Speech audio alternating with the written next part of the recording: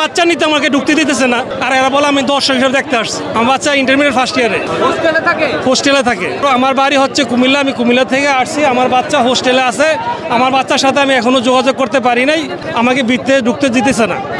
আমি অনেক রিকোয়েস্ট করেও ভিতরে যাইতে পারি না, ভিতরে কী অবস্থা আমি নিজে জানি না। হোস্টেলে থাকতো, এখন পর্যন্ত কোনো যোগাযোগ হয় নাই। আমাদের বাচ্চার তো মোবাইল নেই, আমরা ফ্লোর মেটের সাথে যোগাযোগ করি, ফ্লোর মেটের মোবাইলও বন্ধ।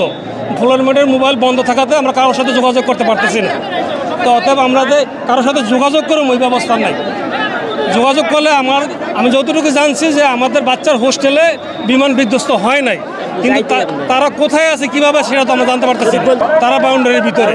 আমার মেয়ে Mariam Momo, intermediate first year. যখন এই 1:30টার সময় এই প্ল্যানটা ক্র্যাশ করে স্কুলের সময়, তখন আমি যখন জানতে পারি তখন এখানে আমরা আসছি। এখানে এসে দেখছি যে ভয়াবহ অবস্থা।